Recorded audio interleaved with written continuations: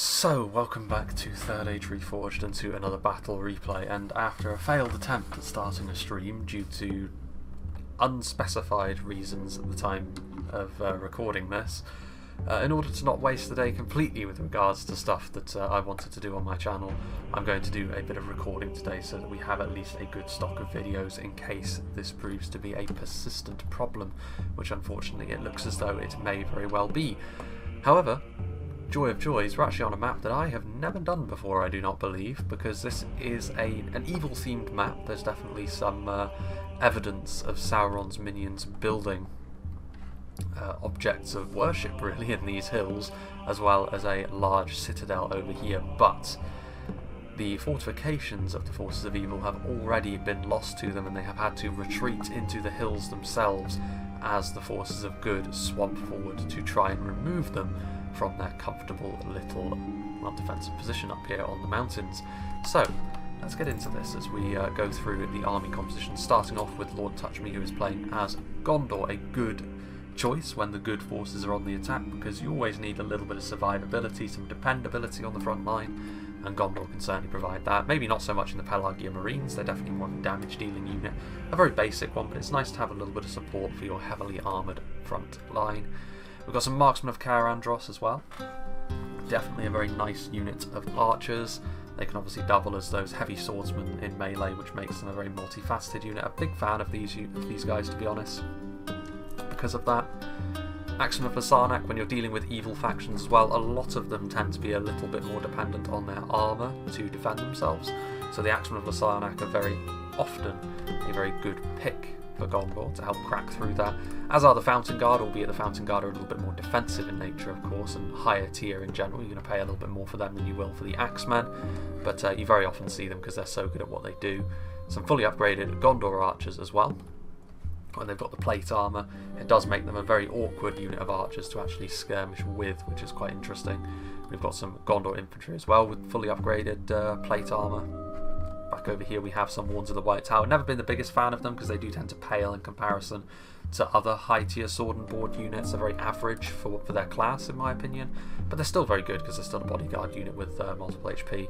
Gondor infantry, and of course on a map like this where there are a few wide open spaces, it is nice to have a unit of higher end cavalry, and the Mithrandi as a retinue are most certainly that. Where is Gandalf? He's not actually here, which is interesting. It's just his retinue, but there you go. Moving on, we have Rohan, played by Overlord. So Rohan marching with Gondor. They've got more in the way of Axemen that they can bring, but the Riddermark Axemen are not quite as good actually as the Axemen of Lasarnak, especially not when the Lasarnak Axemen have got their full armour upgrades. But they'll still do a job, they'll still be pretty good, especially against the vast Orc legions for cracking through the armour, which gives them the entirety really of their survivability. Riddermark spears are okay for holding the line, but generally speaking Rohan's front line is a little bit... Well, Rohan are not really the best at holding a line because they have fewer tools with which to do so. And while they do have some decent spears, especially the Westmarks over here, the Riddermarks are maybe just a little bit more average. The Westmark spears, on the other hand, will do a good job at holding that front line. Helmingas, which hopefully, whenever the next patch comes along, which I have been given a little bit of information about that, but more on that another time. This isn't really the best place to be talking about that, wedged in the middle of a composition overview. Hopefully by then the Helmingas will actually be a genuinely decent archer, because at the moment the fact that they're really the best Rohan have to offer, and given the current meta, it's not really what Rohan need to be competitive in a range game. That will change, I think, with the coming of the next patch, and the Helmingas will be genuinely useful.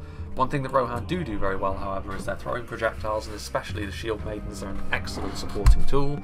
And they do give Rohan an option when it comes to facing a phalanx, because they can't really do it in melee because they don't have a phalanx themselves, and a lot of their units are a little bit too fragile to just be slamming into the front of a well-prepared front line anyway. So the Shield Maidens offer you a good opportunity there to whittle the enemy down. The Eastmark Spearmen, to a lesser extent, they're very cheap with the Eastmark Spears. They do still have that throwing projectile, which is nice. Eastmark Axemen are a lower-end line infantry unit, and the Westmark Infantry are a higher-end line infantry unit. And then over here we have some of the heavy hitters, including the mighty Medicel Guard with their javelins, and a couple of units of the Westmark Marshals. No cavalry actually from Rohan by the looks of things, which is a rarity in itself, but this is more of a siege type battle anyway. Then we have a Lindon, played by Pager, Peiho. Interesting faction, Lindon, especially on the attack. Their lack of armour can be a little bit of a problem, especially when they're slogging up into those mountains over there. We shall have to wait and see if that proves to be fatal for them. Lindon infantry are survivable enough from the front with their shields, but the low armour does still present a bit of a problem for them. They are very good in melee though, with their good melee defense and good damage values. 4 Lindon archers are over here as well as some 4 Lindon marines, so a bit of skirmishing both in archers and in javelins. 4 Lindon pikemen to help hold the line. Another example of how Lindon can be really, really good when they get involved in the melee fight, but less so at range, because they'll get obviously ripped apart by even the most basic archers. Mithlond swordmasters, of course, very nice for that damage that they deal. Mithlond marines doubling as line infantry, but the main event is of course their javelins, very similar to the seafarers of Nindamos in function. Lindon guards, so even more range units, lots of range units here from Lindon, which is quite interesting. They've actually got the Horse Lords of Ulmo, so they do have their unit of knights with their general in it, Círdan the Bearded Elf, who definitely looks a little bit stressed in his unit model, but fantastic unit of knights. So Rohan don't necessarily need a bit of cavalry when Lindon is bringing them. And then the Noldorin Guard and Blade Masters, the line infantry version, which is not multiple HP but is shielded and a little bit cheaper. And then you have the Blade Masters, who are of course second only really to the Pharazim Sword Masters when it comes to a unit of infantry that wields a big two-handed sword. Over here we have Dol Amroth, played by Nabest. He has got some Doran Ernal swordsmen, some civilians. He's also got some Perithil champions, more Doran Ernal swordsmen. Civilians are over here. Some Black Swan renegades, Belfalas marines, so plenty of AP, well, as much AP really as Dol Amroth can muster. They're a little bit more about the heavy swordsmen in the Perithil champions. Thalond halberdiers, Haven Guard, 2 units of dismounted knights of Silver Swan, a very high quality Dol Amroth army this, which to be fair, when it comes to their infantry, they probably are better off going more quality than quantity, because their quantity units do tend to be fairly average, but their quality is actually good in places, especially in their swordsmen, like I said. But they are going to be marching alongside Stalin Stepro here, who's playing as Imladris, and in terms of quality, no one really outperforms Imladris in that regard. We've got some Gwaithie Arthand over here. This part of the map is very laggy, so I'm actually quite glad that this is not the part of the map that's going to be used. Swords of Rivendell, we've got some Eldarenway archers, we have also got some Eldarenway swordmasters and spearmen, some Gwaithie Rockdor, so the other sort of high elven lance knight is going to be on the field as well. Imladris guardians with the armour upgrades, more of them there, and over here we've got some Noritano warriors, which are decent in melee as well.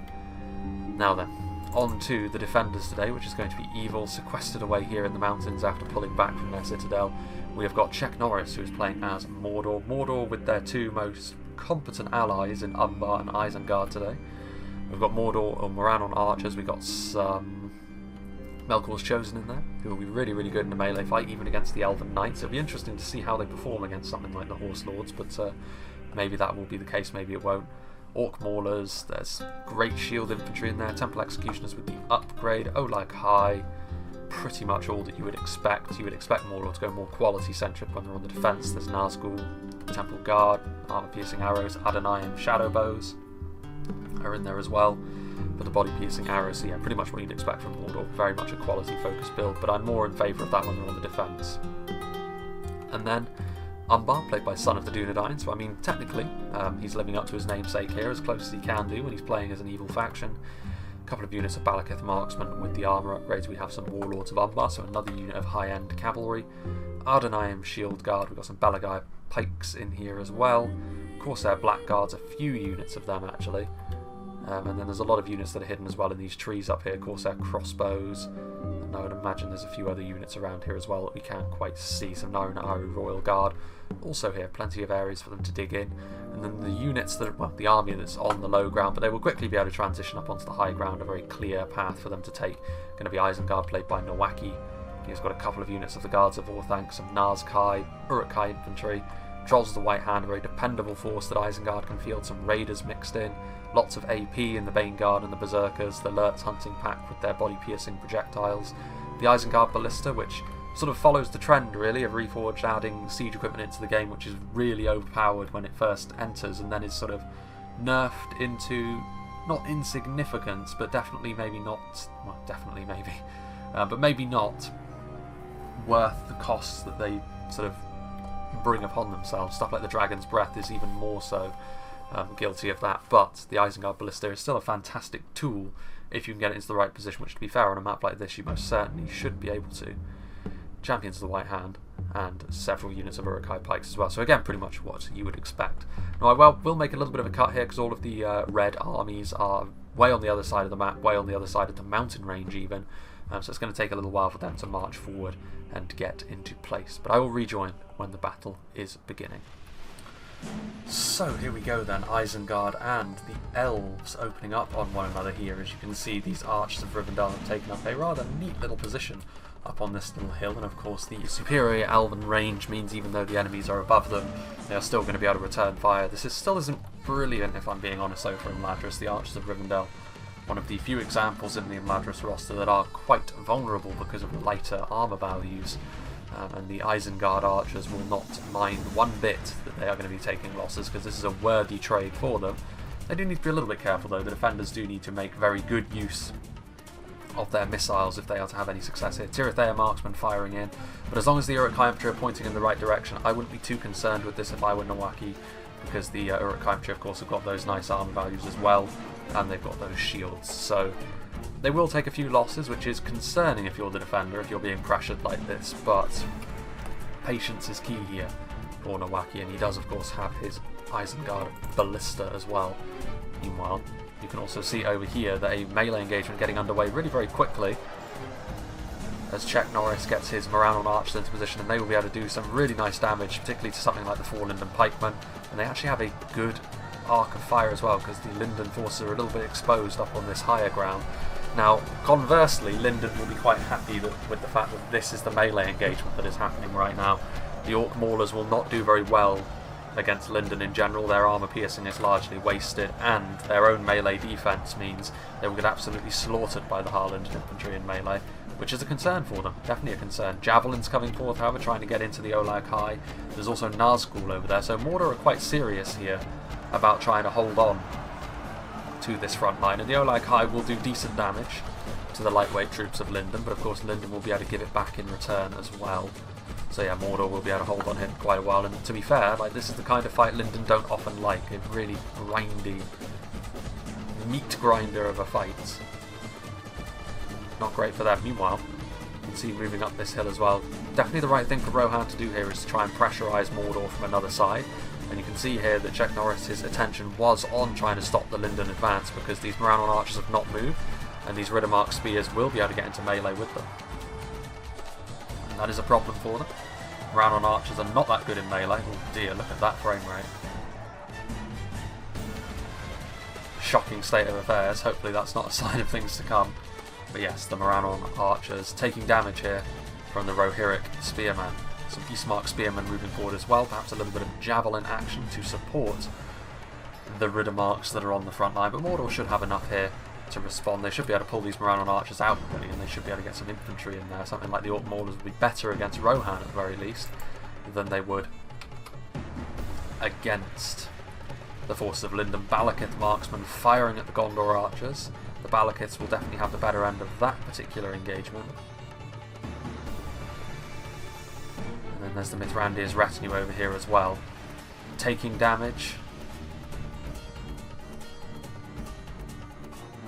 But they'll be able to withstand arrow fire for quite a long time. They're definitely one of the more robust units of bodyguard cavalry in the game, in keeping with Gondor's general values of armour, survivability, every soldier counts and all that.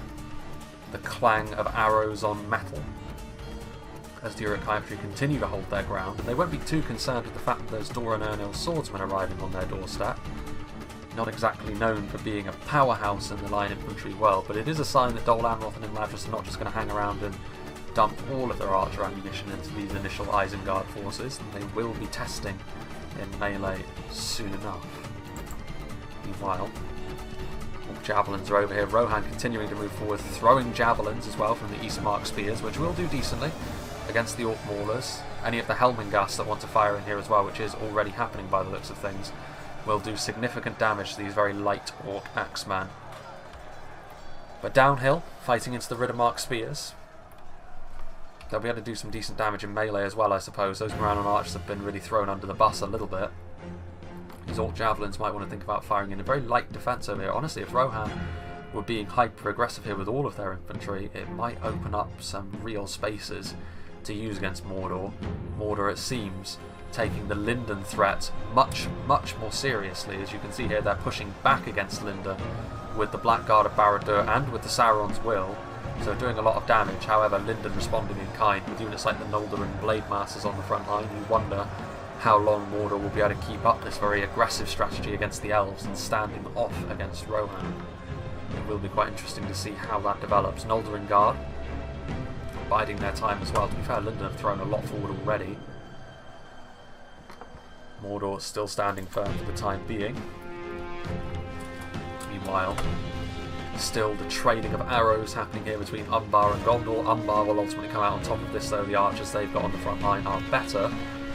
But maybe Gondor don't care about that. Maybe they just want Umbar's long-range ammo supply to be used up, and then they shall move forward to try and reap the benefits of that.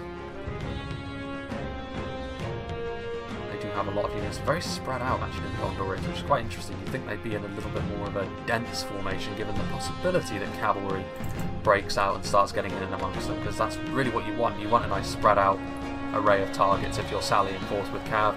Meanwhile, Trolls of the White Hand and Uruk-hai infantry facing off against the initial wave here from Dol Amroth. A few supporting volleys coming in from some very depleted now archers of Rivendell, as the Trolls continue to do their thing.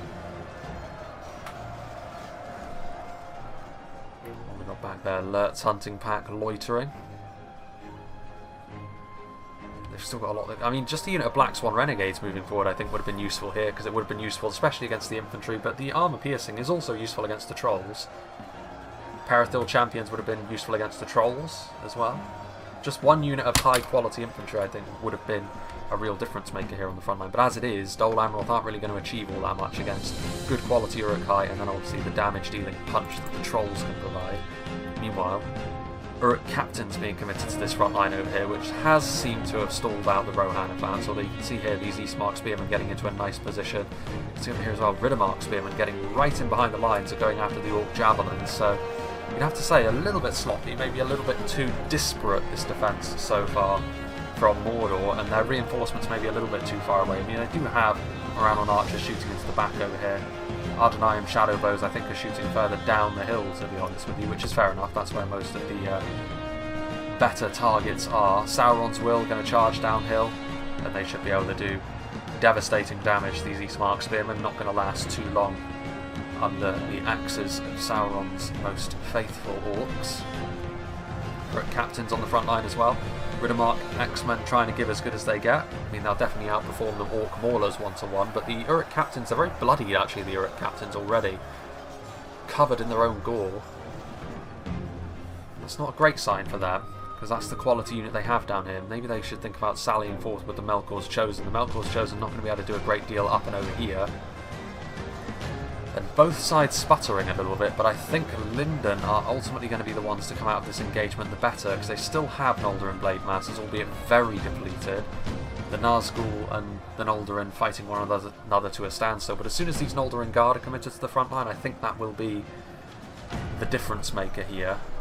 The Trolls will fall, they'll be able to isolate the Nazgul and slowly but surely wear them down. I mean, it's been very costly for Lindon this, but they should be able to make it through, and they do still have a few units down there as well of Mithlon Marine, so while it's been a real bloodbath for both sides, I mean, they could try and use the Melkor's Chosen over here, I suppose, but in a narrow choke point like this, if you get caught up on a unit like the Noldorin Guard, they don't have any bonuses against you, but they're still going to slowly but surely drag you down if you're not careful, and that could end up being what happens here. It would be a wanton waste of the Melkor's Chosen out. Meanwhile, over here, what they've gained against Lindon Mordor, they will have lost against Rohan, and you know, Rohan, they are getting pushed back down the hill a little bit now because the low quality units have been committed forward first. Again, I would have suggested that one unit of the Westmark Marshals there giving that armour piercing would have been nice. But there you go.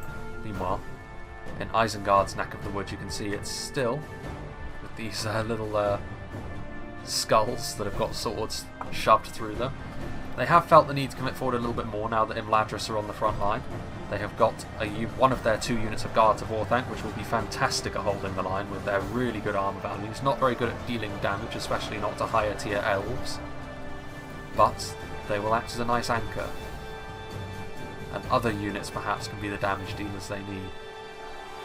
Certainly Doranernal swordsmen are not going to be the answer against Guards of Orthanc and trolls. Meanwhile, Wanderers of Nimrodel shooting into the side of the Isengard lines, though that's not ideal for them, obviously, that body piercing a problem. Meanwhile, the Warlords of Umbar charging downhill, going after some very weakened and isolated Gondor archers. Getting slammed down. Axemen of Lasarnak moving forward. If they can bog down the Warlords, that would be a pretty good catch for them. The Warlords are going to leave. Marksmen of Caer Andros.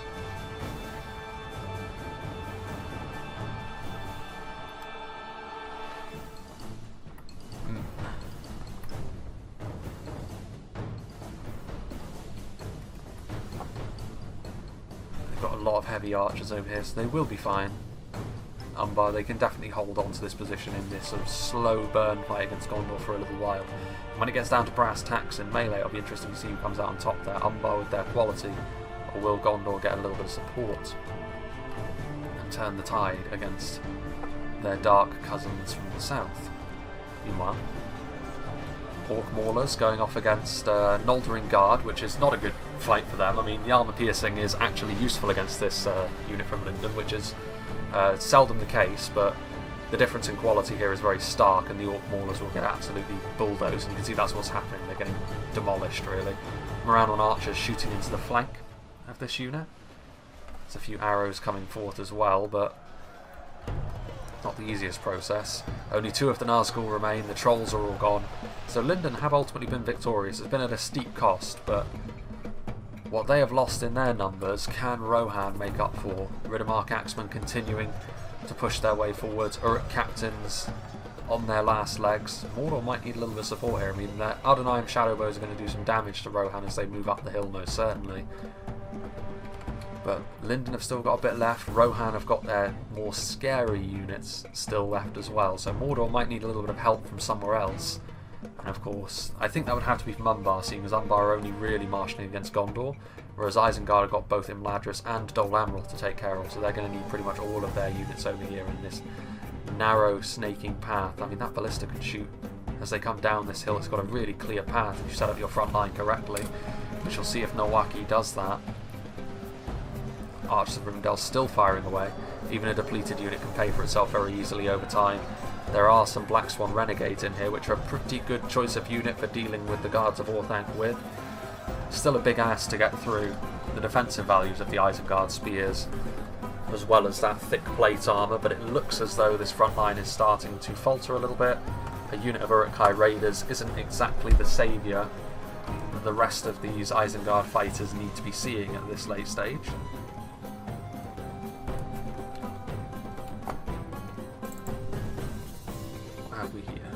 Gondor very much cooled off. Maybe they're waiting, maybe they realise they're on their own. They need to just sort of sit here and wait. And when Umbar are getting pressured from another side, that's when they move forward. If that's the case, then that's very wise, I think. And I think, to be fair, I think Umbar do... I mean, they're sending over Warlords of Umbar, but I think a unit or 2 of infantry to help Mordor out is probably what's called for here, because they're going to need a little bit more oomph on the front line at this point. With Rohan continuing to push up that hill. Lindon, though. Noldering Guard taking a little bit of damage here as the Melkor's chosen cycle charging in and out, but obviously they're going to kill off these Moranon archers incredibly quickly. You see just how strong the Nazgul are, or at least how resilient the Nazgul are, as both of them still live, slowly but surely killing off individual Mithlond Marines. But Lindon's victory is somewhat inevitable. They will still be a thorn in Mordor's side later on, but another charge coming in. They can deal with the Noldering Guard, to be fair. That is the most dangerous unit by far that Lindon still have left because of their strengths in melee. Denying Rohan their support may be all they can do now. Helmingast moving forward, but then moving backwards as soon as the Melkor's chosen turn back around. And a few arrows coming across from on high over there as the Moranon archers do their thing. I think Rohan do need to move forward with numbers. Eastmark Spearmen moving forward, Westmark Infantry depleted. More so, I think, from the archers up on the hill. Then the Orc Maulers accosting them in melee, possibly from javelins as well, of course. Helmingast continuing to fire. And the Orc Javelins are relatively fragile. They're not exactly the most expensive unit in the world either, though. Meanwhile, these Warlords of Umbar continuing to make a nuisance of themselves, preventing Gondor's smooth transition up the hill. Gondor is still so spread out. I mean, I don't think his unit should be that far away. Archers aren't capable of shooting that far. Champions of the White Hand trying to buy a little bit more time. Snaga skirmishers throwing javelins in, but javelins coming forth from the Belfalas Marines as well. And there you can see some Athalon men-at-arms. That unit of Uruk-hai raiders did not last all that long. And Dol Amroth and Imladris in the ascendancy by the looks of things. Skirmishers going to have to retreat from there. Champions of the White Hand moving backwards as well. Another unit. I mean, there is a point, I think, when you have to realise that a front line is lost and that sending forward more units to it is just pouring them down the drain, basically. Setting up a front line here, I think, where you can shoot your ballista into the units as they move down the hill clearly, would be the best choice here for Isengard, but I think they're trying to face tank a lot of the damage here, and that is not a great idea against a high quality Dol Amroth infantry force. It's a terrible idea against Imladris, though. Meanwhile, what will Mordor do? They still have some ammunition on these shadow bows, I think, even if they've used up a fair amount of it. There's a second unit of Nazgul there, which is interesting. Big investment. Rohan. Morannon archers up against Helmingast. Helmingast is the superior of the two in melee, and there are more of them. But Rohan going the wrong way here. They have an opportunity to continue pushing forward. They need to get some heavy hitters on the front line. Now would be the time, I think, for those Westmark marshals. That would be enough to cause Mordor to panic a little bit, because I don't think they have the infantry left to actually be able to deal with that. Meanwhile, still, one of the 19 Nazgul that is on the field today. This one is still alive, continuing to face off against these brave Lindon warriors. You wouldn't have thought that the Nazgul could bleed, but it's one of those quirks of Medieval 2. There are a lot of depleted routing Mordor units that are passing through Gondor territory as a result of their very harsh encounter with Lindon on the cliffside. Umbar very well prepared for Gondor. The problem with being this well prepared against Gondor, though, is that their allies may need their help, and hopefully their pleas do not go unanswered by Umbar, especially seeing as Mordor is already going to be giving them a bit of support as well with the Temple Guard, not a commitment made lightly, I would assume, by the mighty Mordor. Orc javelins in melee are shocking, of course, very, very poor, especially when they're dealing with a unit of Westmarks, even as depleted as they may be. Some Rohirric units perhaps going to try and sandwich the Melkor's Chosen in. That's not going to go too well for them, though. Helmingast are not going to be the best against the Melkor's Chosen in melee. And you can see here how quickly the Helmingast are starting to fall. If that had been a unit of Westmark spearmen, it would be a different matter. Shield Maidens. Here come the Warlords of Umbar charging downhill, but getting caught up really on the orcs that are in front of them, so not getting a clean charge into the Westmark infantry by any means. Meanwhile, let's follow the road here, because it is quite a snaking defensive area, this. There's no sort of direct routes to sort of hit the enemy in the back once you've broken through one choke point. And to be fair, Isengard have stabilised things to a certain extent over here, but all it will take is some quality units, I think. Black Swan Renegades moving forward, and you do notice here that there have been a few Elven units on the front line, but for the most part here in the early phases of the game, it's been Dol Amroth exclusively over here. When Isengard are good and softened up, I would imagine that is when the Imladris Wrecking Ball is going to come forward. And you can see there, Imladris Guardians in large numbers. I mean, even Dol Amroth's Perithil Champions and Haven Guard are going to be a problem when they get into the mix. Snaga Skirmishers are there. The Uruk-hai Infantry do represent a bit of a challenge. There are no pikes over here after all, so that is a method by which Isengard can fight this battle, but again, I think they've chosen the wrong areas in which to make their stand. I would have done it here, not only the Ballista, like I said, but also this unit here, the Lurtz Hunting Pack. Could have been so useful for that, although they may be out of ammunition, to be fair. A few javelins coming forth, hitting the Tirithea marksmen, who do have a bit of ammunition left. Those Snaga doing some good work. Perithil champions as well, trying to get into the mix in melee. Fear causing unit as well, it's worth saying, so that could be a factor moving forwards. Meanwhile, Mordor by far of all the defensive factions have taken the most damage, but then they have also been dealing with foes on multiple fronts. Meanwhile, Westmark infantry, will they last long against cavalry charges and Blackguard of Barad-dûr bulldozing their position? Possibly not, but Westmark marshals are pretty much ideally suited for taking on Blackguard. They've taken damage though. As they were moving up the hill, they must have got targeted by something fairly nasty, and I would assume that was probably the last of what the Shadow Bows had to offer before they charged into melee and are ultimately being dealt with by the other unit of heavy Rohirric Axemen. We shall see. Shield Maidens are also moving forward, so yeah, Rohan have got more left in the tank than Lindon did. And still these Melkor's Chosen are making Lindon's life a bit miserable. But the Horse Lords of Ulmo are over here now to presumably put a stop to all of that.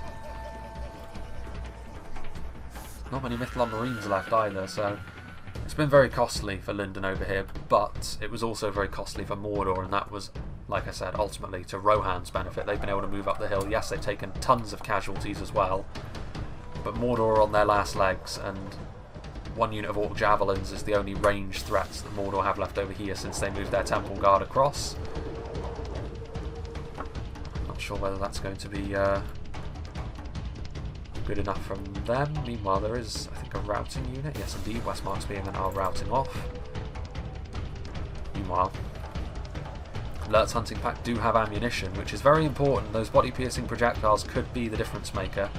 In conjunction with even lower quality javelins like this, could be a bit of a problem. And you can see Imladris starting to make an appearance on the front line now, perhaps in response to that, just to let you know, we're not going to be dissuaded by this firepower that you have. Lots of damage being done there to the Perithil champions, but upgraded Imladris Guardians on the front line is going to pile the pressure onto this unit of Uruk-hai infantry. A concern for them, to be sure.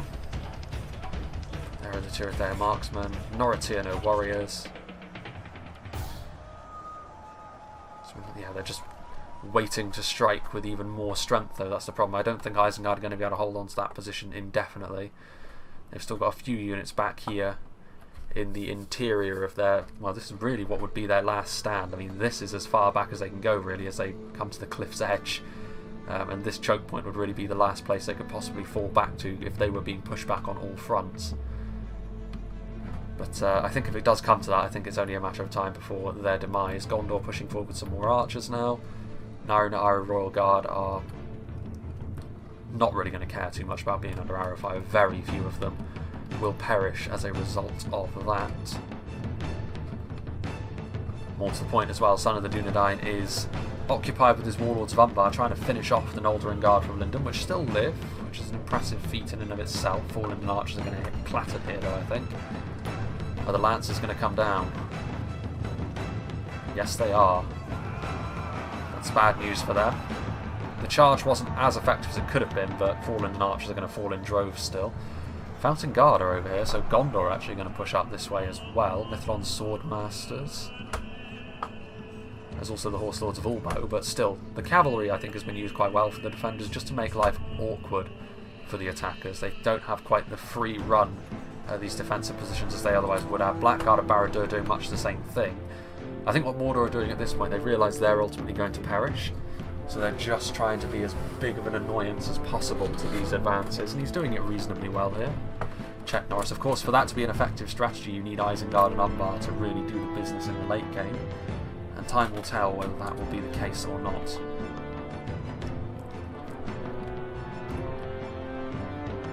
A few Melkor's Chosen charging in here as well, trying to do more damage to the Medicelled Guard. Theoden's Door Wards. Shield Maidens getting hit by archers on the high ground. Balakith Marksman, so Umbar has returned the favour. There are support units here. Horse Lords of Ulmo trying to come down here to clean things up. There's still a lot of gaps over here. Something like the Horse Lords of Ulmo could really clean up. Still 7 Noldorin Guard remain. Orc Javelins. If they're out of ammunition, I assume they're just going to be sacrificed to the gods, really, and sent in. Oh, the Noldorin Guard routing, actually, which is a surprise. You very rarely see that. Yeah, you can see now Mordor, what's left of Mordor anyway, going to be retreating. with Umbar, and now Umbar are going to have to defend on two fronts anyway, unless, of course, they pull back. There goes Mordor's general, yes indeed it is. So the Nazgul were still over there, but ultimately slain by the Fountain Guards and Gondor making an appearance. Yeah, unfortunately these Nazgul couldn't get away, that's a big catch actually from Gondor. Yeah, I think Umbar probably going to need to retreat to this area here, hold this piece of ground, rather than this wide open space over here. And then of course they can, even then though, they could get surrounded even there. Lots of positions to try and cover now. I don't think Isengard are going to be victorious over here either. I think they've been a little bit too eager to play into Dol Amroth and Imladris' hands. Two of their marksmen still taking damage, but Dol Amroth won't mind too much. They're a unit designed to take punishment, really. Expensive, but they're good at what they do. And if they're using up crossbow bolts on archers that are already this depleted, that's a win really for Dol Amroth. Berserkers are also here on the front line trying to dish out the huge damage that they're capable of, but again, in a grindy fight like this, I'm not sure how long that's going to be effective for. Moratirnos. There's a lot of reinforcements over there as well. So yeah, I think more and more, if the defenders are going to win, it'll have to be based on some very savvy positioning from Umbar. Will they be able to do that? Mithlon Marines charging in here. Temple Executioners still over here, upgraded as well. Javelins coming forth from the Orc Javelins. Oof. Bit of a frame drop there. Mithlon Swordmasters. Ooh, and yeah, this is the problem. I mean, at this point there's a lot of gaps that can be taken advantage of. Unbelievably though, there goes Círdan, skewered by one of the spears that those Orc Javelins have.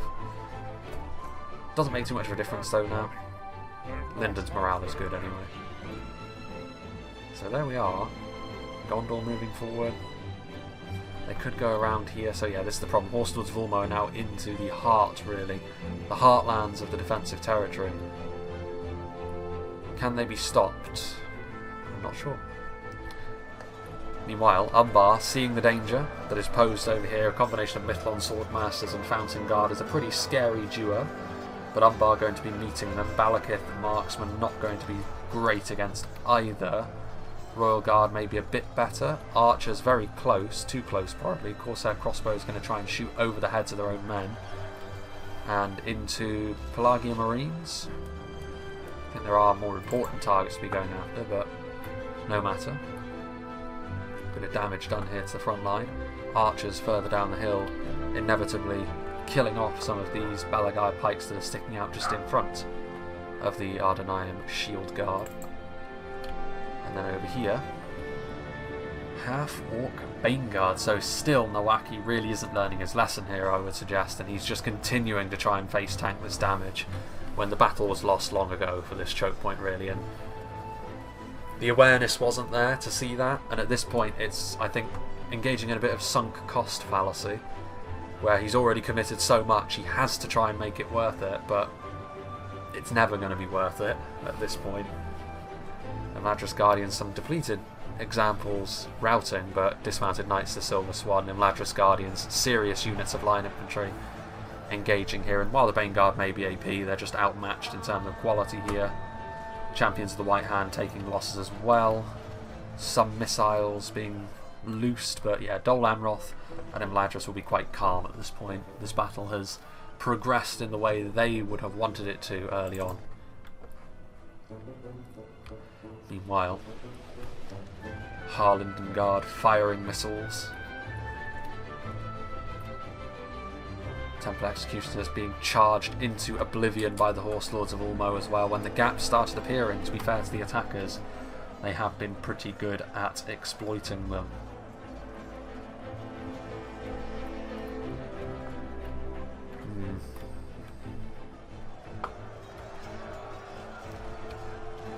What have we here? Naaru Royal Guard.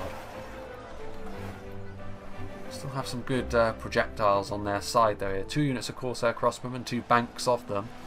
The Harland and Guard still alive, revealing themselves. So Lindon actually had more held back than I thought, which, to be honest, makes Mordor's approach to this battle even more questionable in hindsight. Meanwhile, these Axemen of the Sun are getting absolutely run over there by those Warlords of Umbar. Possibly the same fate awaits those Marksmen of Caer-Andros as well. The Lances come down, and it was a charge that connected decently well. Yeah, they do rout again. Approaching 60 to 70 men there that have been effectively wasted. Off go the Warlords now. Popping into existence there, the Alcarondas Legion. The enemy are badly bloodied. They have lost half their men. Indeed. As you can see over here, the carnage that has been wrought. Another unit of pikes moving forward again. I can only blame it on sunk cost fallacy at this point, because there's no way Nowaki thinks, you know what, if I just commit one more unit, one more it'll be enough to turn it all around. It's like sitting at a slot machine in Vegas saying, you know, next time I'll hit the jackpot, and it never happens. And it's not going to happen for Isengard here either. Also, he's been doing that thing where he dribbles in 1 unit at a time, which I've made my feelings about that quite clear in the past. Very, very rare is that a good idea, in my opinion. Dismounted Knights of the Silver Swan being pulled off the front line. We've got back over there Elder Enway archers. Norretino warriors firing into the flank. Wanderers of Nimrodel still with a bit of ammunition as well, and those are body-piercing projectiles, so it's not looking good at all for Isengard's defensive hopes. Meanwhile, you can see over here as well, Medicel Guard, Shield Maidens of Rohan moving in. Isengard being pressurised from the other side now by the remnants of the Rohirric army. And unfortunately, Isengard don't really have enough. They've already committed too much to the other side, and so now they're just having to sort of lay back and take it, really. The Uruk-hai pikemen getting hammered by the Medicel Guard and the Shield Maidens of Rohan, softening up nicely for an attack on foot as they continue to move forward. They've got a bit of support from the Lindon Swordmasters as well. There's still a few Lindon units. I mean, to be fair, they will need to continue to commit units over here if they want to make genuine progress. A real blood and thunder kind of fight over here. And to be fair, Lindon, who under normal circumstances, their light armour can make them a little bit too fragile in a situation like this. I have to say, they've done quite well for themselves in this battle so far.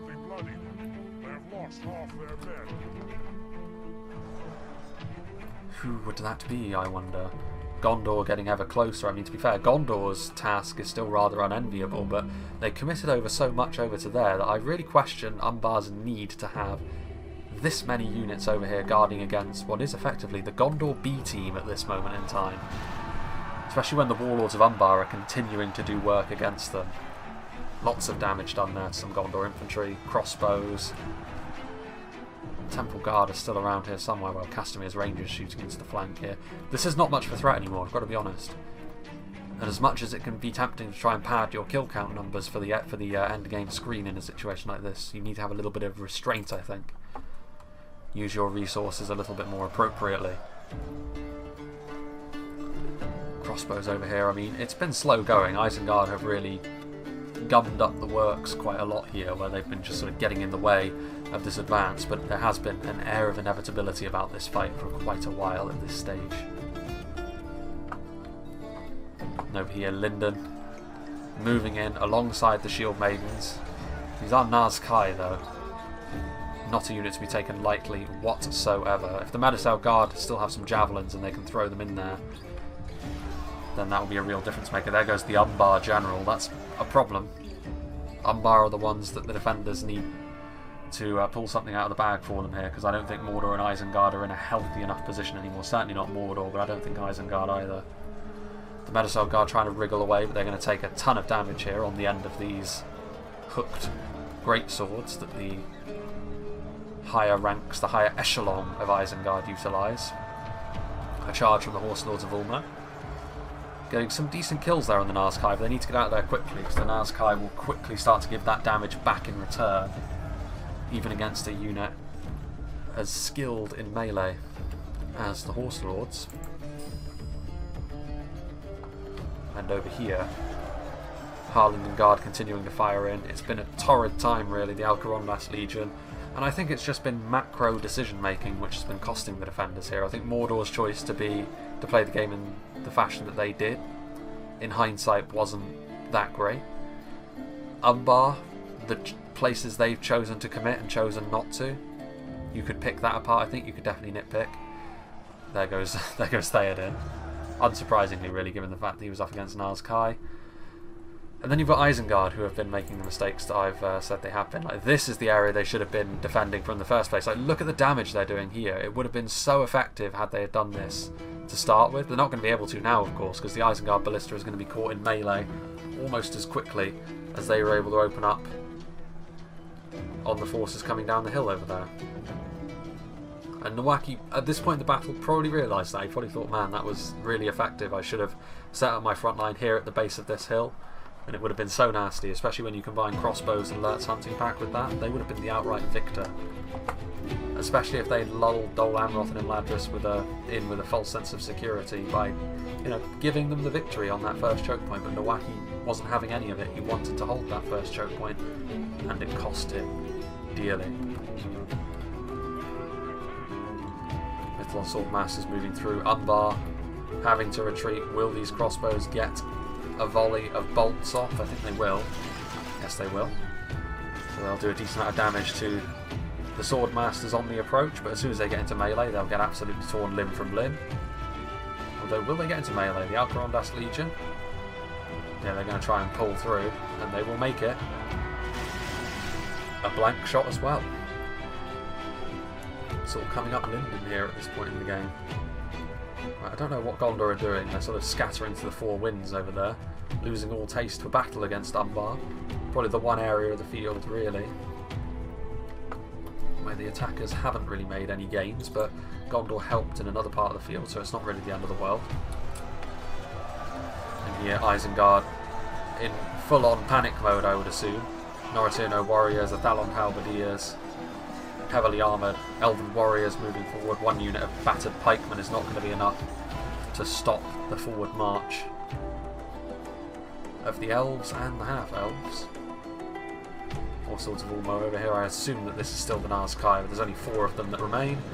Maidens Guard ultimately having the last laugh, even if Theoden himself was slain. There's all sorts of Ulmo have proven to be really, really effective as well. Gwaithir Rokdor, can they do the same thing? They're getting shot by something nasty as well. Was that the Temple Guard? Yeah, it was. Lurt's hunting back, trying to get back into shape. Gwaithir Rokdor charging into the Temple Guard, making their retreat a little bit less clear.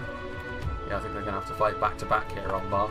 They need to make the choice to retreat fairly quickly, I think. Otherwise, it's going to be all aboard the pain train. Casimir's Rangers ripping through those Fountain Guard, to be fair. And Umbar do still have a genuine force left, so it's not going to be the easiest task in the world, I think, for the attackers to crack this nut. And there goes the Isengard General, I believe. Yeah, there are the Maidens Guards, that's definitely them. Temple Guard will be able to defend themselves in melee, so you need to get out of there once the charge has run its course. The Uruk-hai pikemen are routing. Dol Amroth continuing forward march. And I mean, this is everything really for Dol Amroth and Imladris by the looks of things, isn't it? Surely there's more. There's more Imladris. Oh yeah, here's the Imladris army, the Eldarenwe and the Gwaithir Arthan. So this coming in like a wrecking ball in the late game, I would imagine, to end all hopes that Umbar would have of trying to pull off a heroic last stand victory here. There's still a Nazkai. There is. Surely he's finished. There he goes. Cleaved in twain. And then there's one more over here as well. He's going up against one of the non-bloodied Maidens Guard, amazingly enough. How long will he last? Oh, a miss. Swing and a miss. A fairly fatal thing if you swing and miss with a blade like that.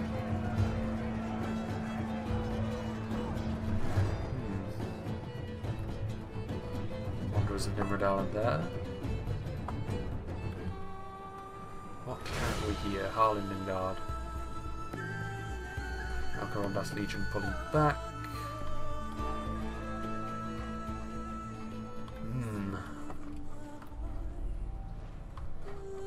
Shots coming in from somewhere. And again, I don't really know what Umbar are doing. Again, much the same way that Gondor did earlier. I don't know why they're so stretched like this. Like, this is not the time for that.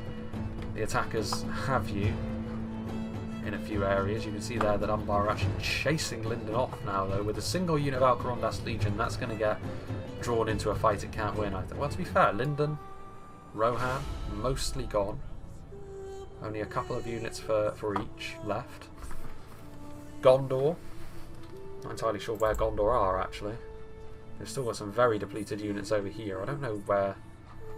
Was this a unit that he had? No, it must be a routing unit. Yeah, there's routing Gondorians over there. What's going on here? Yeah, here we go, look. Gondor going the long way around. So Gondor will arrive eventually.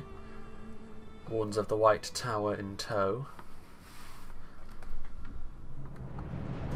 Let's see. Still a ways to go in this battle, to be honest with you.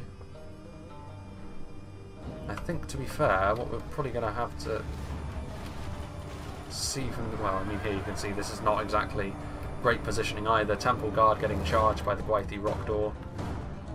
Worrying times. The men that don Sauron's garb is faithful. They're going to position themselves here, are they? Well, I mean, to be fair, there's not a huge amount of threat over here anymore, just a few scattered Gondorians that will come from this angle here. Aside from that, what will the attackers actually do? What are they going to do with those dismounted Knights of Silver Swan? Surely they're not going to go into a fully prepared unit of pikemen. I would find that to be a very confusing thing to do indeed. Still fighting off against a few things. Temple Guard, probably enough to finish off these Dol Amroth Knights, to be honest with you.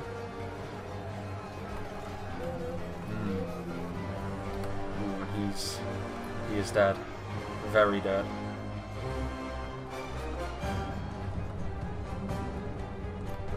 What have we there? Eldarenway Archers getting into position, so the Eldarenway are going to march forward. Dol Amroth it is. Yeah. The defenders are behind, but we shall see. My money would definitely be on the attackers in this kind of situation. But it's not impossible for Umbar to turn this around. They do have tools which can rapidly turn the battle in their favour if they are used correctly. High damage skirmishers, they've still got that cav. All sorts of good stuff. Right, I'm actually going to make a little bit of a cut here, I think, because I would imagine that what the attackers are going to do is position themselves and spend quite a lot of time in actually doing so. So I'll make a little bit of a cut here and we'll rejoin when the attack is getting underway properly. Okay, it wasn't a hugely long cut, that, because the Castamir's Rangers were over here trying to be sneaky, trying to be a little bit clever, but the Elves were too on the ball for that, and the Gwaithir Rock Door saw them, and they are going to go back and forth between them and the Alcarondas Legion, which were left here as a bit of a rear guard, to be honest with you, which I don't think Umbar can really afford to do at this point. If they lose that many unit models, they're going to be in trouble for me. I don't like their chances, I don't like their odds of doing that. Alcarondas Legion are here. Ardenheim Shield Guard also. Got some Wanderers of Nimrodel fighting as well. So the other, on the flip side of the coin, attacking Rangers being killed by defensive cavalry over here. So tit for tat, but the attackers will always benefit from tit for tat more than the defenders. And forward come some Dol Amrothian elite to force the Warlords of Umbar into a retreat. Yeah, they're really sort of backing themselves up here, so it might not be the exact choke point that I was thinking of over there, but they have sort of backed themselves into a very big corner here. But perhaps that's the answer. Perhaps with the quality they still have left, with the ability to hold the line that they have in their pikes, their heavy spearmen, their projectiles, maybe it's the only way. Maybe it is. We'll go up to ×2 speed for this bit, to be honest, because again I don't want to make any further cuts because I don't know exactly when they're going to lurch forward and attack, but they are still going to take a little bit of time getting into position. The overall quality of some of these units, I mean the Wardens of the White Tower are very good, but basic Gondor infantry,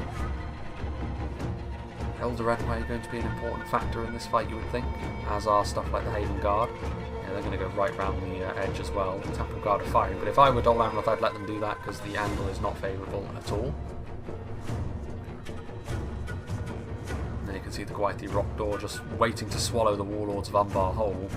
And it looks as though that's exactly what they're going to do. They're going to need to get a shimmy on here, and they will do so. The Uruk-hai crossbowmen also going to keep the Gwaithir Rock Door at arm's length. There are Dol Amroth. I mean, they just need to wait until their allies are ready to push forward as well. There's no way to avoid getting shot by these crossbows or armor-piercing archers. It's just going to be a fact that you're going to have to accept at this stage. Eldarenway is still here in big numbers though. 2 units of Eldarenway spearmen represents a really tough nut to crack in the late game. They do still have units that can do it. The javelins from the Blackguards, the arrows from the Temple Guard. What are they doing, I wonder? Getting down into this divot? It's probably the worst place they could go. And rightly they're being punished for it, but Medicell Guard moving forward, moving to try and cut off the Temple Guard. I mean, the Temple Guard are healthier than the Medicell Guard, but in come the Warlords of Umbar. And the Medicell Guard finished off. The Temple Guard taking a few more losses, but nothing too distinct either way there, I would say. No great winners and losers from that engagement, but the defenders need to start scoring some big wins here if they are to have success in this battle. Still got Sword Masters as well. The Gwaithir Arthander are around here somewhere as well. I'm not entirely sure where Dol Amroth are going. That's the wrong way. You shall find no enemies to kill yonder. Of course, they have Blackguards moving forward to try and throw a javelin volley into these dismounted Knights of the Silver Swan, perhaps. Yes, indeed. Getting a few kills. I think they're flying a bit too close to the sun here. The defenders once again, like. You can maybe get away with doing that to an enemy force once, but if you try and do it a second time, they're going to be way better prepared for it. And they came forward with infantry and spears this time to prevent any sort of cavalry shenanigans, and they came forward with a more depleted unit than they had before, so it's a questionable choice, that. As the Elves and Dol Amroth continue to move forward, I'm a little bit surprised at how sort of conservative the attacks are being here. I mean, Gondor especially, like, they've been fairly conservative this whole battle. The time is now to be the one to take the lead, I would suggest. Move in alongside the Elves and Dol Amroth, commit your Gondor infantry. Give them more assistance on the front line. Because honestly, in terms of melee, if you can close up to them in melee, make it difficult for them to use their skirmishes, they don't stand a chance. They've got the ability to hold the line, but that's about it. Nothing in here is going to give you too much pause in melee. All of their scariest stuff in melee is gone. The Nazgul, Temple Executioners, Nazkai. Umbar never really had their high-end infantry. They spent it on cavalry and a more mid to upper tier body to their army. Where are the Gwaithir Arthand? It's an interesting question. They were around earlier. There's the Eldarenway. Spears and swordsmen. Haven Guard are here again. Very, very scary unit to behold at this late stage, when they're as relatively untouched as they are. Harlingen Guard moving forward. Warlords are finished. Finished at this level. The Gwaithir Rock Door, the Harlingen Guard obviously have got their spears, which should be enough. You would imagine, well, one of them at least is going to get away. The other two do in fact perish. One rider remains. Many fall, but one remains.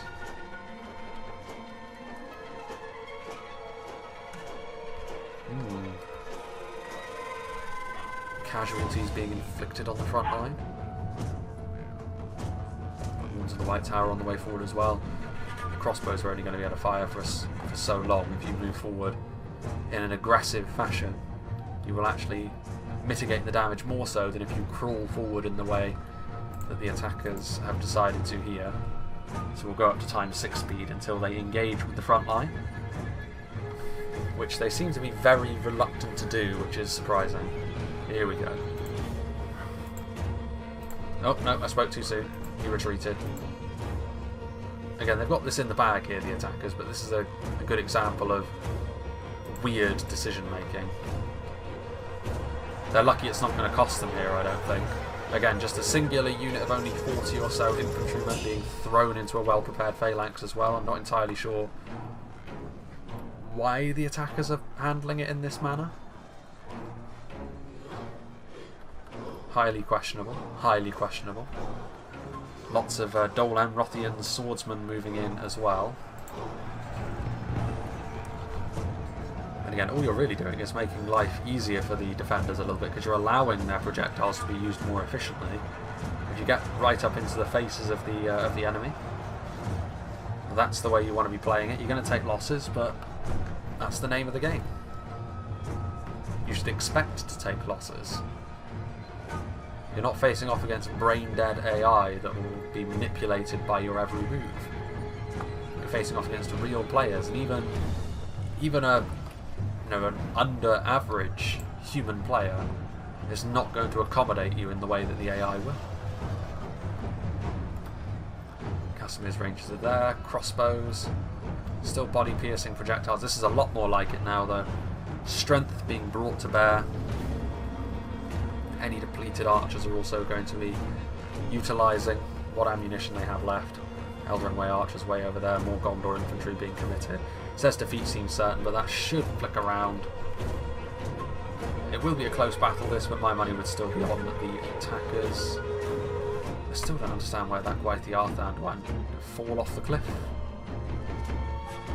Was it bugged? There it is, 63 of them, yeah. More Imladris Guardians, more Gondor infantry. Pushing forwards, getting into the projectiles. And this is it, this is going to be the final stand. As with most of these really long battles, it comes down to one slog at the end to see who's got the most left in the tank. They do have pikes though. I mean, if they are to win this, the defenders, if they are to pull this out of the bag, it will be on the back of the fact that they have pikemen and the attackers do not. And it will be a real advert for the fact that even basic pikemen can prove to be such an important factor in a battle like this. Also blackguards, ballista crew. That's hunting back and no push over in melee, but there's only 18 of them remaining, so I wouldn't rely too much on them for salvation. Casimir's rangers, but they're not really able to get a fantastic angle on the front line. Maybe if you could put them here they could, and that would definitely be enough to turn the fight around. I mean, rangers are so brutally effective at what they do.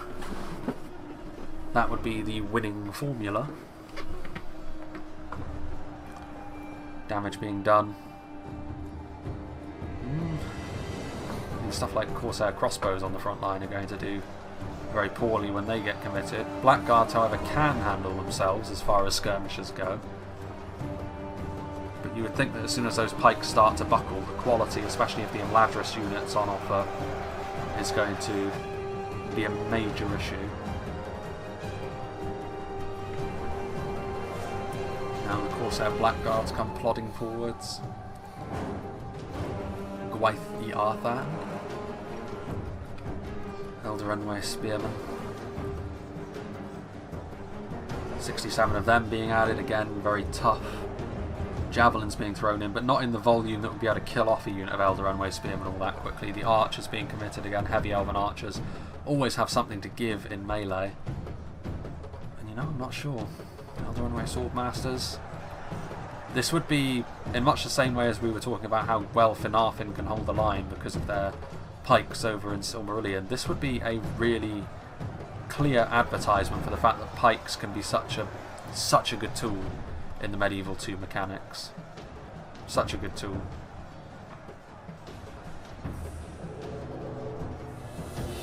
Blackguards getting into melee.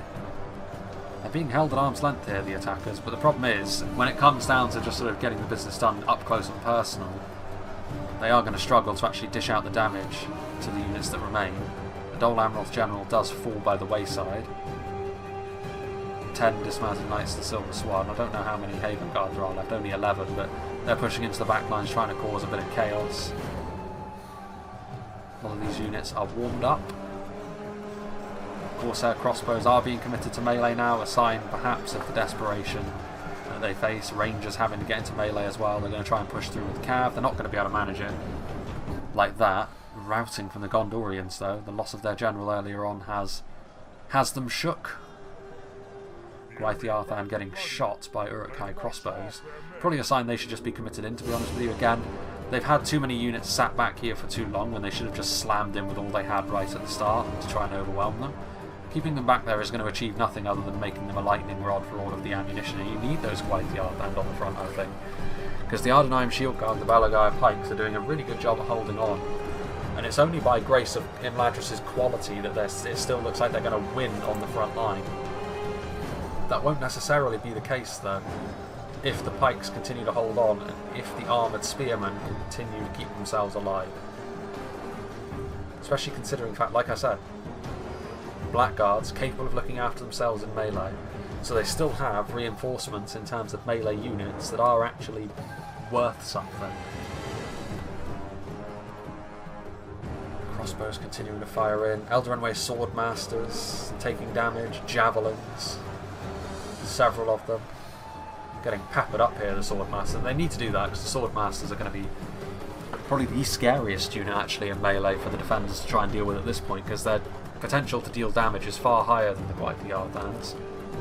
Where we have the Gondor infantry that are returning from routing. Only 34 of them, but everyone going to be needed at this stage. Javelins still being used. Gwaith Yardlands still taking damage. And you have to say it is a questionable thing at this point. I think the defenders have done quite well for themselves. I mean, they have effectively done it in the most simple way possible. Pick a position that's nicely defensible and then just whack a bunch of pikes and heavily armoured defensive units in and then use ranged projectiles to try and do the damage. It's one of the most tried and true methods for defending that there is, but it has been effective, you have to say, and I think that the attackers dithered a little bit, to be honest with you. They didn't come in one big go, which may end up being a real problem for them as this battle continues. So Blackguards, javelins being loosed. Still Gwaith Rock. I mean, if they can get in behind the lines, they could still be useful, but they can't really push their way through because so much of this Umbar front line is made up of spears and pikes. They'll just get chewed up by them. Also, Blackguards still throwing the odd javelin in. I think the quality of the Eldarenway is the real problem here, though. The Ardenheim Shield Guard need to stay alive so that they can act as cover for the pikes. Because as soon as they're gone, the pikes will easily be buckled. But it's been a sporting attempt here, I'd say, by Umbar. If they had a better position to put their javelins, I think they actually would have won this. But as it is, they've had to. It's been more difficult for them to utilise them. Eldarenway Swordmasters facing off against a fairly large amount of Alcaromnas Legion, as well as some support. I think. Yeah, I mean, the fact they've still got them back in reserve over there, 57 of some of the tankiest spears that the game has to offer. I think that might be just a little bit too much. 18 Lertz hunting pack, 38 crossbows.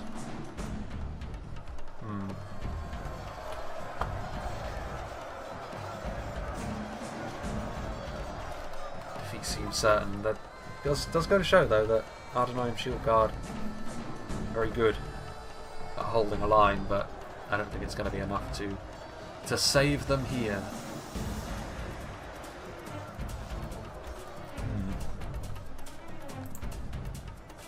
Goes times 2 speed. Gwaith Yardlan thinking about moving forward. They should do. I mean, at this point they're going to be needed on the front line because they are actually losing ground again. I think they probably should have been committed forward earlier, maybe. There is a gap over here they should be used on as well. Rather than just being added onto the pile, they should try and go around. With a unit that tanky, you would be able to get away with it. Again, I think if the attackers do lose this, it will be down to poor judgment here in the late game. And it'll be an odd thing as well, because oftentimes the defenders have made some poor judgment calls in this battle as well, but normally that hurts them far more than the attackers. Could it be? Could it be that they went too quality-centric and they just didn't have the numbers? a real possibility here. Eldraenway Swordmasters really starting to do the business. Imladris Guardians are on the front line. Only 33 Alcarondas Legion remain.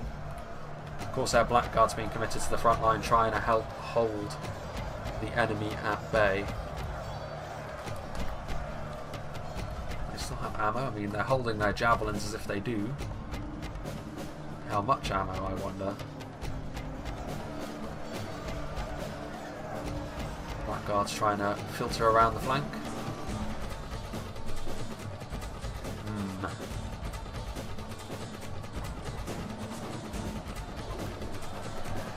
Another javelin volley.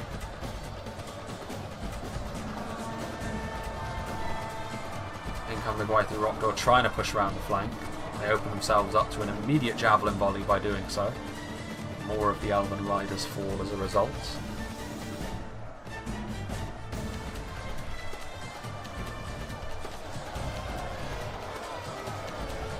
And it is quite the sight, because for the most part at this point it is down to just two factions. I mean, it is almost entirely Umbar against Imladris. There are a few Isengard units hanging out back here. If we have a closer look at the attackers, no, it is entirely Imladris, I think. I think all of their allies have fallen. Of course, their crossbows are routing. They're routing through the Swordmasters, however, which is quite interesting. Bit of a gap over here if they can take advantage of it. I mean, if I were Nowaki, I would be getting my alerts hunting back through there, trying to get them into melee. And actually, that's a... The fact that Imladris pulled their Swordmasters back has given the Blackguards a bit of a clear target, a bit of a clear run at them, and they're allowing Umbar to work up the line. That's, again, another questionable judgment call which could come back to haunt the attackers if they go on to lose this fight. Isengard's ballista crew getting in behind.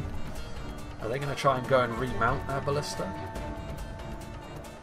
I think they are, actually. I mean, the battle, I think, will be decided one way or the other by the time they do that. Because it'll take them quite a while to wheel the ballista back here. That's actually really bad news, though. It might. I think the defenders rather have actually got this. Their line has held, and you have to say the Belagaya pikemen, the workhorses, the heroes of the hour alongside the Ardenheim Shield Guard.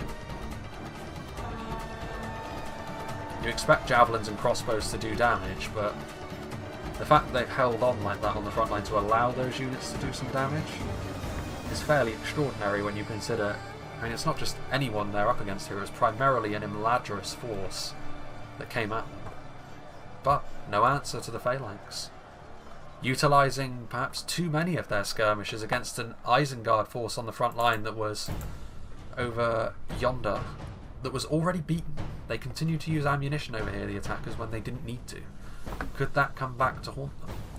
And in the end, Nowaki's questionable judgment call could prove to actually work out in the defenders' favour.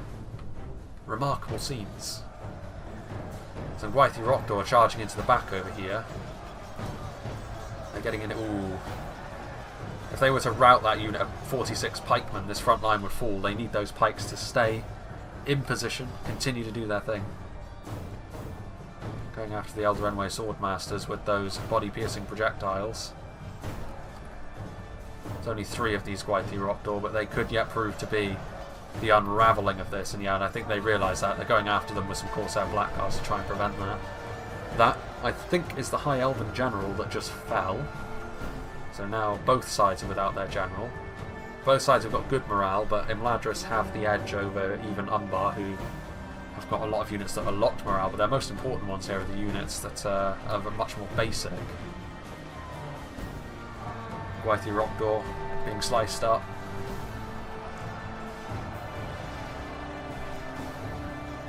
Could they get the alerts hunting pack over here, maybe? Covert operations. There's one Warden of the White Tower over here, so Gondor is still here, contributing. One brave Gondorian warrior continues to fight. He will be brought down eventually, of course. A lot of these units are wavering at this point. They're exhausted, they're shaken. But if they continue to fight as a unit, I don't think there's much Imladris are going to be able to do about this. I'm really interested to see, actually, what this does. If it does make it here in time, I mean, if it gets here, it could shoot.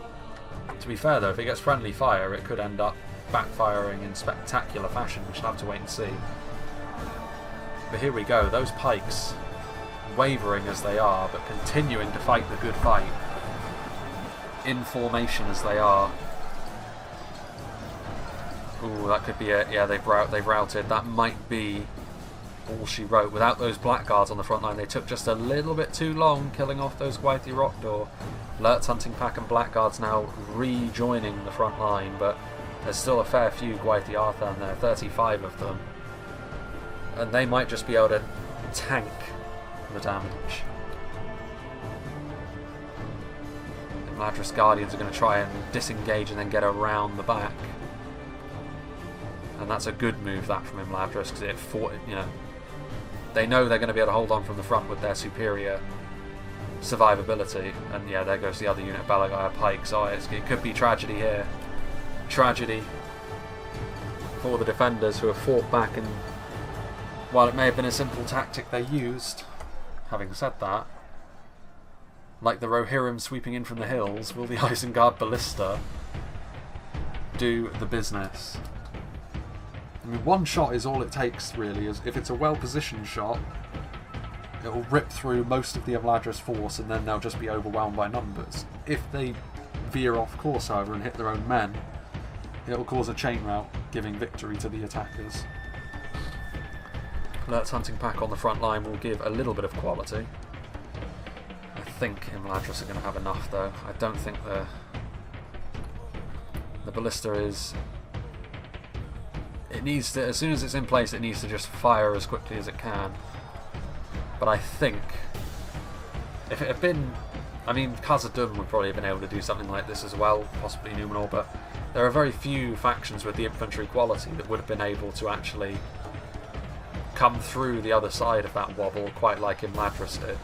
Bearing in mind that Umbar themselves are no slouches when it comes to infantry.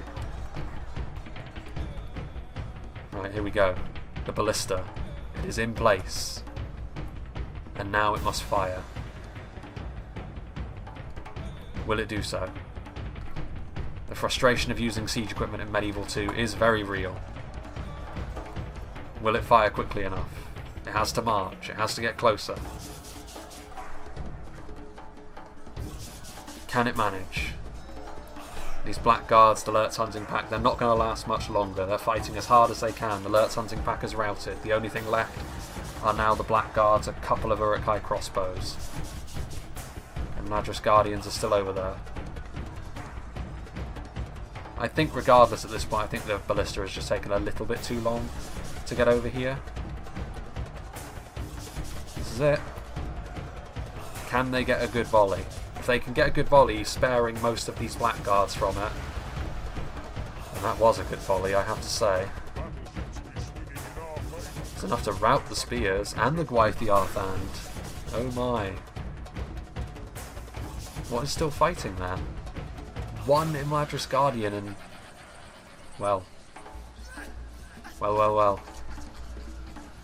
It's very rare that you see the elves lose their bottle like that. I thought that the elves would still win even with the ballista arriving, because I thought while they might get some shots, ultimately there's not enough defenders left. That is not the case though. They routed in the face of that. And Nawaki bringing the ballista just in time. That was a ticking clock, and the grains of sand had almost been all expended from the hourglass.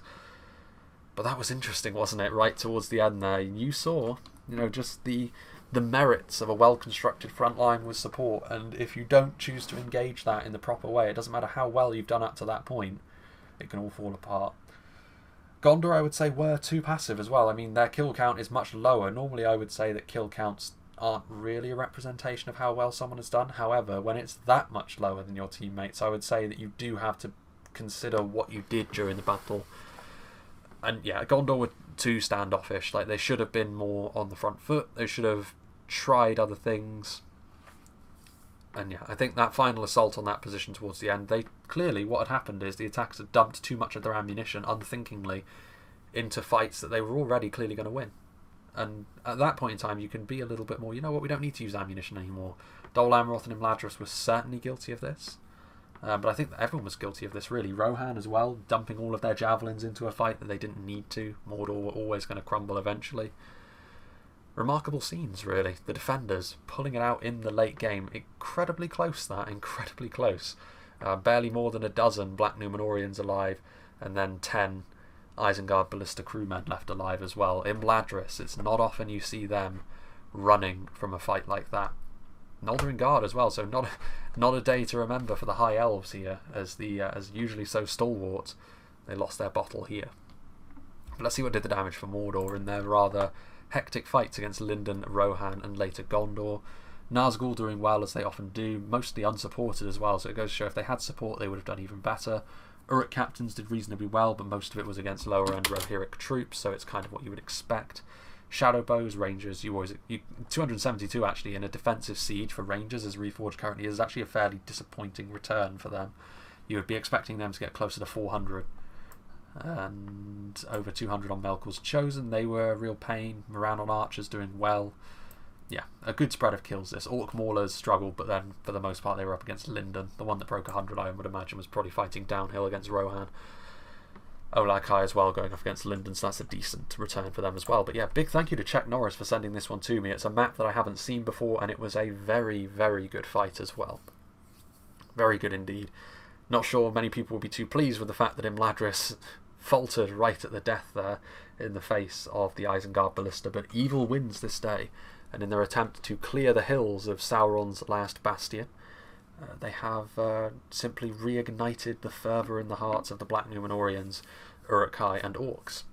So yeah, like I was saying, I have recorded today because I was going to do a stream. For those of you curious, it is currently the 16th of December, as of when I'm recording this, and it was going to be a stream day today, but unfortunately I think the internet around, I have noticed a downturn in the quality of my internet lately. It's not horrendously bad, but I have noticed that things are just taking a little bit longer to load up. There's a little bit of a lag on things, and that is enough to make it so that streaming is not terribly viable at the moment, I don't think. Now, I am going to have a talk with a couple of people, see if I can fix it. If not, however, what I will be doing is defaulting to just sort of shelving the streams for the time being and just doing videos again, just full-on videos. And it does, I have built up actually quite a bit of a backlog, because doing just 2 videos a week means that I'm constantly adding more and more and more. If I go back to doing 3 videos a week, possibly sometimes 4 as well, depending on if I can squeeze in another shorter replay perhaps here and there, I think that would be set. I think that would be doable. That will probably be what I default to for the time being. But yeah, I think maybe if this is a problem that continues throughout December, it's probably something that I'll sort of address perhaps in like a Christmas video, or perhaps a New Year's video, a look back on the year retrospective, something like that. And we can talk about it a little bit more there. Perhaps it's for the best as well, because streaming, it does take up more time in a single block, and at the moment there are other things that I do need to concentrate on, like getting certain things in order, and focusing my attention elsewhere a little bit more, rather than sort of allocating entire days essentially to a stream. So perhaps it's a blessing in disguise, but it is a little bit annoying nonetheless. But that's just a little thing here. I mean, this has been a long video, so I'll try and wrap this up a little bit more quickly. But yeah, this is the sort of thing that you'll probably see in another dedicated video at some stage, if it's a problem that persists. If not, then feel free to ignore me here. But yeah, big thank you to Czech Norris, big thank you to all the players for being a part of this battle. Hope you enjoyed this, and I hope you will join me for whatever is next.